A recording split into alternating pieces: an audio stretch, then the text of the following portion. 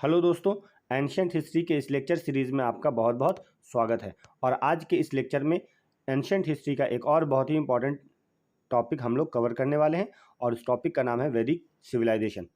वैदिक सिविलाइजेशन का जो टाइम पीरियड माना जाता है वो 1500 बीसी से लेकर 600 बीसी तक माना जाता है। क्योंकि वैदिक सिविलाइजेशन एक लंबा टॉपिक है, इसलिए इसको हम लोग 3 पार्टों में बांटकर कवर करेंगे। फर्स्ट पार्ट में जो आज हम लोग कवर करने वाले हैं वो है ऋग्वैदिक एज। उसके बाद हम लोग सेकेंड पार्ट में लेटर वैदिक और थर्ड पार्ट में वैदिक लिटरेचर के बारे में हम लोग जानेंगे। तो चलिए स्टार्ट करते हैं। जैसा कि हम लोग जानते हैं 1800 बीसी आते आते हड़प्पन कल्चर जो है वो डिक्लाइन कर जाता है। हड़प्पन कल्चर के डिक्लाइन होने के बाद आने वाले 300 सालों तक कोई भी बड़ा सिविलाइजेशन इंडियन सब कॉन्टिनेंट पे फ्लरिश नहीं कर पाता है। 1500 बीसी में होता क्या है कि सेंट्रल एशिया से कुछ ट्राइब्स जो है इंडियन सब कॉन्टिनेंट की तरफ मूव करती है और ये ट्राइब्स कलेक्टिवली खुद को आर्यंस बोला करती थी। और ये आर्यंस वर्ड का जो मीनिंग होता है वो होता है नोबल मैन। और इसी आर्यंस का इंडियन सब कॉन्टिनेंट में आना ही वैदिक एज का स्टार्टिंग माना जाता है। और इस टाइम पीरियड को वैदिक एज इसलिए कहा जाता है क्योंकि इस टाइम के बारे में जो भी इंफॉर्मेशन हमको मिलता है वो वैदिक टेक्स्ट से ही मिलता है। और ये लोग इंडो यूरोपियन लैंग्वेज बोला करते थे और ये लोग पास्टलिस्ट और नोमैडिक हुआ करते थे, मतलब घुमंतू और चरवाहे किस्म के लोग हुआ करते थे और अपने जानवर के फूड के लिए एक अच्छा ग्रासलैंड और एक अच्छा पास्चर लैंड के सर्च में एक जगह से दूसरी जगह मूव किया करते थे। और इसी सर्च में वो इंडियन सब कॉन्टिनेंट की तरफ मूव किए थे। और इनका सबसे इंपॉर्टेंट वेल्थ जो हुआ करता था इनका केटल ही हुआ करता था। यूरोपियन कहाँ से आए हैं इस बात को लेकर काफ़ी सारी थ्योरीज दी गई है। उनमें से कुछ इंपॉर्टेंट थ्योरीज को हम लोग डिस्कस करने वाले हैं जो एग्जामिनेशन पॉइंट ऑफ व्यू से काफ़ी ज़्यादा इंपॉर्टेंट है। पहली थ्योरी जिसको हम लोग यूरोपियन थ्योरी के नाम से जानते हैं उसको प्रपोज किया था विलियम जोन्स ने। और इन्होंने बोला कि आर्यंस जो है वो यूरोप से आए हैं। ऐसा इसलिए कहा है उन्होंने क्योंकि लैटिन टेक्स्ट में जो वर्ड यूज़ किए जाते थे वो वर्ड्स वैदिक टेक्स्ट से बहुत ज़्यादा मेल खाते हैं। दैट्स वाई उन्होंने बोला कि ये आर्यन जो है वो यूरोप से ही आए थे। दूसरी थ्योरी जिसको हम लोग सेंट्रल एशियन थ्योरी के नाम से जानते हैं और यही थ्योरी जो है सबसे ज़्यादा एक्सेप्टेड थ्योरी मानी जाती है। इसको प्रपोज किया था मैक्स मुलर ने। इन्होंने बोला कि ये आर्यन जो है वो सेंट्रल एशिया से आए हैं। ऐसा इसलिए बोला उन्होंने क्योंकि आर्यन टेक्स्ट वेस्ट जिसको वेस्ता बोला जाता है, वेस्ता और वेदास में काफ़ी ज़्यादा सिमिलरिटी पाई गई। नॉट ओनली इन वर्ड्स में तो सिमिलरिटी थी ही और उसके बेसिक स्ट्रक्चर और कॉन्सेप्ट में भी सिमिलरिटी पाई गई। दैट्स वाई इन्होंने बोला कि नहीं, ये आर्यंस जो है वो सेंट्रल एशिया से आए थे। और तीसरा थ्योरी जो है उसको हम लोग आर्कटिक रीजन थ्योरी के नाम से जानते हैं जिसको कंपोज हमारे बाल गंगाधर तिलक ने किया था।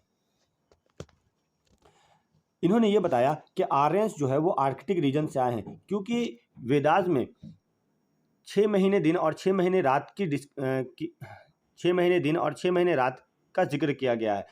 और ये 6 महीने का दिन और 6 महीने की रात जो है वो आर्कटिक रीजन में यानी पोलर रीजन में ही हुआ करता है। दैट्स वाई इन्होंने बोला कि ये आर्यन जो है आर्कटिक रीजन से आए थे।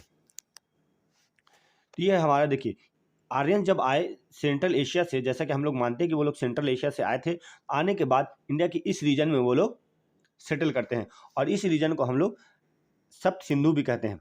सप्त सिंधु इसलिए कहते हैं क्योंकि इस रीजन में 7 रिवर्स फ्लो करता है। उस रिवर के बारे में जानेंगे और उसके पुराने नाम के बारे में भी जानेंगे, वो एग्जामिनेशन पॉइंट ऑफ व्यू से काफ़ी ज़्यादा इंपॉर्टेंट है।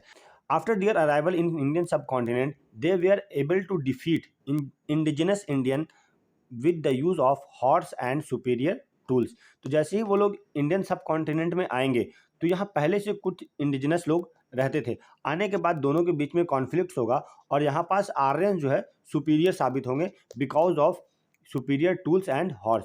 ये लोग जंग में ये जो लड़ाई होती थी इन लोगों के बीच में ये हॉर्स का और अच्छे अच्छे हथियारों का यूज़ किया करते थे। तो इसलिए ये लोग ये लड़ाई को जीत जाएंगे और यहाँ सेटल कर जाएंगे।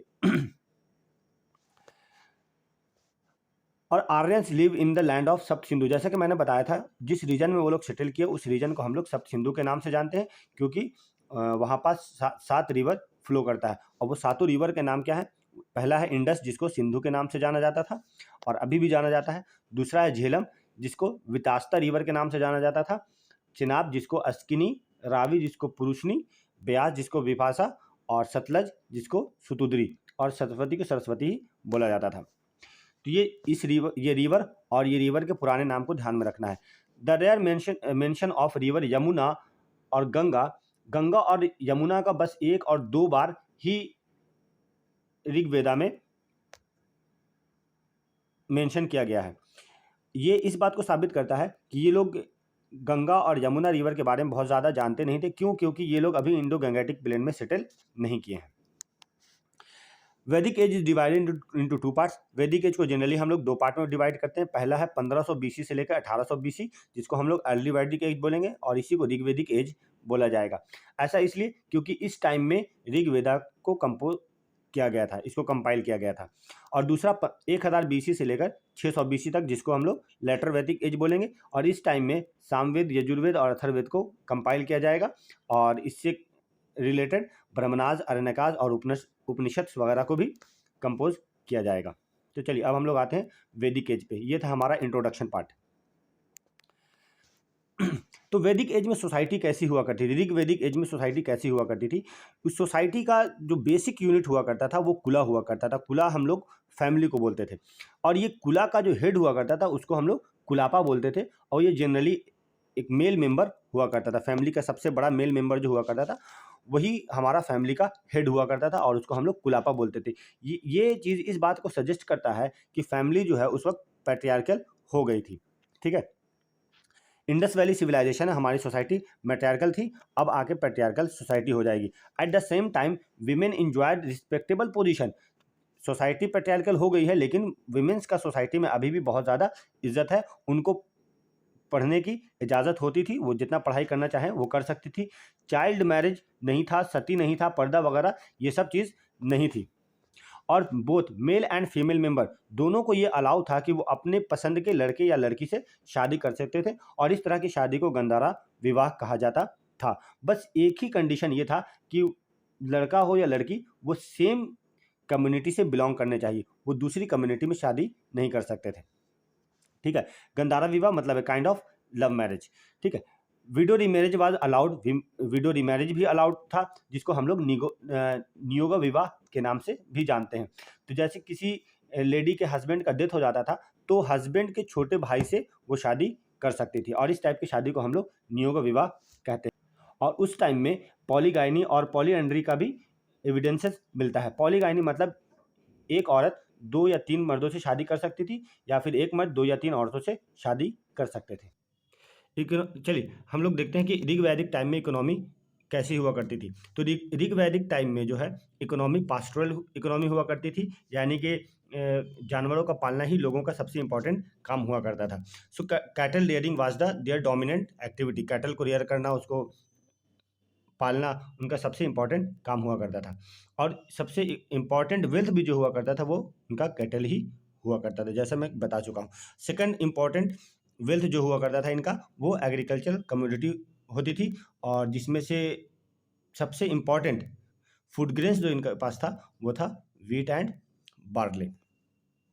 और उस वक्त प्राइवेट प्रॉपर्टी जैसा कोई कॉन्सेप्ट नहीं था। जो भी प्रॉपर्टी हुआ करता था वो clan as a whole enjoy करता था। Barter was the mode of exchange and cow was important unit of value. मतलब उस वक्त जो ट्रेड होता था तो उसमें बार्टर सिस्टम का हम लोग यूज़ करते थे, और काउ जो है as a unit of value use किया जाता है। मतलब किसी चीज़ का दाम लगाना हो तो ये किसी चीज़ का दाम जो है कितने काउ के दाम के बराबर होगा, इस तरह से किसी भी कमोडिटी का वैल्यू लगाया जाता था। काउ वाज डीम्ड अगन्य, मतलब कि काउ को अगन्य बोला जाता था, मतलब जिसको मारा ना जाए। ठीक है। और जो लोग इसको मारते थे उनको सज़ा दी जाती थी, लाइक क्लेन से निकाल दिया जाता था, या फिर उनको मार दिया जाता था, इस तरह की सज़ा दी जाती थी। There was no formal system of taxation. Taxation का कोई फॉर्मल सिस्टम नहीं था, बट पीपल वॉलंटरली कंट्रीब्यूट, मतलब कि लोग जो है अपनी खुशी से कंट्रीब्यूट कर सकते थे वो अपने कम्युनिटी के हेड को। पॉलिटी ड्यूरिंग ऋग वैदिक पीरियड। अब देखते हैं पॉलिटी कैसा हुआ करता था इनका। ऋग वैदिक society was the tribal society, जैसा कि पता है हम लोग को ऋग वैदिक सोसाइटी कैसी थी, हमारी ट्राइबल सोसाइटी थी। और इंडस वैली सोसाइटी हमारी रूरल अर्बन सिविलाइजेशन हुआ करता था। तो इंडस वैली सबसे पहले जो आया हमारा वो अर्बन सिविलाइजेशन था। उसके बाद जो सिविलाइजेशन आ रहा है हमारा वो ट्राइबल सिविलाइजेशन आ रहा है, ट्राइबल सोसाइटी हुआ करती थी। देयर हेड राजन, और ट्राइब का जो हेड हुआ करता था उसको हम लोग राजन बोला करते थे, और उसको गोपति और गोपा भी कहा जाता था, जिसका मतलब होता है प्रोटेक्टर ऑफ काउ। क्योंकि राजन का सबसे इंपॉर्टेंट काम क्या था? काउ को प्रोटेक्ट करना। In all his political endeavours Rajan was assisted by 3 political assembly, और राजा के काम में 3 पॉलिटिकल असेंबली उसका हेल्प किया करती थी। पहला असेंबली जो था जिसको हम लोग सभा के नाम से जानते हैं, ठीक है, और ये एक्सक्लूसिव असेंबली हुआ करता था, इसमें सब लोगों को एंट्री नहीं थी। इसमें elder member of the society ही इसके मेंबर बन सकते थे, और इसमें वीमेन और मेन दोनों को अलाउ था। दूसरा इंपॉर्टेंट असेंबली जो था उसको उसे हम लोग समिति कहते हैं। It was inclusive assembly but women were not part of this assembly. इसमें सब लोग इसके मेंबर बन सकते थे, लेकिन वीमेन को छोड़ करके। विधाता में भी both male and female were part of assembly. इसमें भी फीमेल का कंट्रीब्यूशन था इस असेंबली में भी, लेकिन इस असेंबली का काम क्या था ये बहुत ज़्यादा क्लियर नहीं है। सबसे मोस्ट इंपॉर्टेंट असेंबली जो हुआ करती थी वो सभा थी। वो राजा के किसी भी टॉपिक पर डिसीजन लेना होता था तो इसमें सबसे इंपॉर्टेंट रोल जो है वो सभा का हुआ करता था। बैटल ऑफ टिनकिंग, ये बड़ा ही इंटरेस्टिंग कहानी है। एक ट्राइब था जिसको हम लोग भारता ट्राइब कहते थे। ये आर्यन ट्राइब हुआ करता था और इसके राजा कौन थे? सुदास। और इस ट्राइब में 2 ऋषि हुआ करते थे, वो बड़े फेमस और बड़े ज्ञानी ऋषि थे, वशिष्ठ और विश्वामित्र। और राजा को के पास एक पोजीशन खाली था, जो हेड प्रीस्ट का पोजीशन खाली था। तो विश्वामित्रा को ये बहुत ज़्यादा उम्मीद था कि ये हेड प्रीस्ट का पोजीशन उनको मिल जाएगा, लेकिन सुदास जो राजा था वो वशिष्ठ को ये हेड प्रीस्ट का पोजीशन दे देता है, जिससे कि विश्वामित्रा को बहुत ज़्यादा बेइज्जती फील होती है, बहुत ज़्यादा ह्यूमिलेटेड फील करते हैं, और वो ये डिसाइड करते हैं कि ये राजा से इसका बदला लेंगे। और 5 आर्यन और 5 नन आर्यन किंग को वो इकट्ठा करते हैं, और ये 10 राजा एक तरफ से आकर के सुदास से जंग लड़ते हैं। और ये जंग जो है परुष्णी रिवर के किनारे होता है, और परुष्णी रिवर जिसको अभी हम लोग रावी नदी के नाम से जानते हैं, और परुष्णी रिवर के किनारे ये जंग लड़ा जाता है, जिसमें सुदास जो है वो 10 किंग को हरा देता है और उनकी सारी टेरिटरी को अपने अंडर ले लेता है, और ये कंप्लीट टेरिटरी जो बनती है उसको भारतवर्ष कहा जाता है। और सोसाइटी का जो है वो बेसिक यूनिट जो हुआ करता था वो कुला फैमिली हुआ करता था, और बहुत सारी फैमिली मिलने के बाद क्या बनती थी? एक ग्राम बनता था, और कुछ ग्राम मिलने के बाद क्लैन बनता था, और कुछ क्लैन मिलने के बाद आपस में जना, और जना मिलने के बाद एक राष्ट्र का निर्माण करता था। कुला का जो हेड हुआ करता था उसको कुलापा बोलते थे। ग्राम का जो हेड हुआ करता था उसको ग्रामिणी, विश का विस्पति, जना का गोपा या फिर गोपती, राष्ट्र का राजन। ये ध्यान रखना है कि फैमिली का बेसिक यूनिट क्या होता था, ठीक है, इसका हायरार्की क्या था, और इसका हेड कौन हुआ करता था। फिर आगे हम लोग देखते हैं कि ऋग वैदिक टाइम में रिलीजन जो हुआ करता था वो कैसा हुआ करता था। तो जैसा कि हम लोग जानते हैं ऋग वैदिक टाइम में आइडियल वर्शिप और टेम्पल जैसा कोई कॉन्सेप्ट नहीं था। इस टाइम में लोग जो है नेचर के एलिमेंट को ही एज अ गॉड पूजा करते थे, ठीक है। इन लोगों के सबसे इंपॉर्टेंट गॉड जो हुआ करते थे वो इंद्र थे, और इनको जो है God of rain and storm भी कहा जाता है। वो तूफान और बारिश के देवता थे, और इनको एक और नाम से जाना जाता है पुरंदर, जिसका मतलब होता है ब्रेकर ऑफ फोर्ट। इनको गॉड ऑफ वार भी कहा जाता है, ठीक है।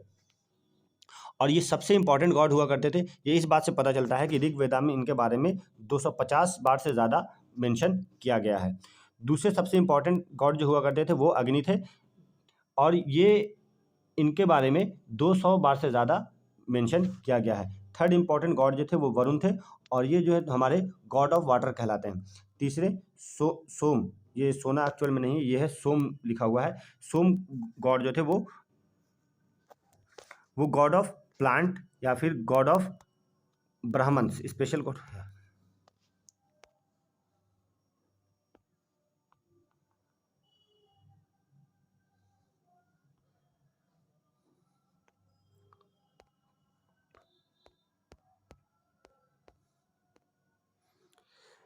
और इनके थर्ड इंपॉर्टेंट गॉड जो हुआ करते थे उनका नाम था वरुण, और ये गॉड ऑफ वाटर थे, ठीक है। और सोम, ये एक्चुअल में सोम लिखा हुआ है। और ये जो गॉड ऑफ प्लांट थे, ये प्लांट्स के देवता थे। और किंग ऑफ गॉड मतलब गॉड के किंग या फिर ब्राह्मण्स के स्पेशल गॉड थे ये। ऋग्वैदिक टाइम में सिर्फ मेल गॉड ही नहीं थे, वहाँ पास फीमेल गॉडेस भी थी बहुत सारी, लाइक अदिति, उषा एंड सावित्री, ये सब जो है हमारी फीमेल गॉडेस थी। ठीक है, तो गायत्री मंत्र जिसको विश्वामित्रा ने कंपोज किया है, वो याद रखिएगा वो सावित्री गॉड को ही समर्पित किया है उन्होंने। और ये ऋग्वेद के 3rd मंडल में लिखा गया है। The mode of worship at this point was through offering prayers and chanting, मंत्र वगैरह चैंट करके या फिर प्रेयर ऑफर करके ही हम लोग आइडल वर्शिप किया करते थे। और इनका मेन ऑब्जेक्टिव जो हुआ करता था आइडल वर्शिप का, मटेरियल गेन। ठीक है, और इस वक्त कोई स्पिरिचुअलिज्म का कोई कॉन्सेप्ट नहीं था, और ये लोग अच्छे बहादुर बेटे के लिए भी वर्शिप वगैरह किया करते थे। ये था इनका रिलीजन। अब ये टॉपिक यहाँ पास ख़त्म हो गया है। Thank you. और इस चैनल को शेयर एंड सब्सक्राइब ज़रूर कीजिए। और आने वाले नेक्स्ट लेक्चर जो होगा हमारा वो लेटर वैदिक पीरियड पे होगा।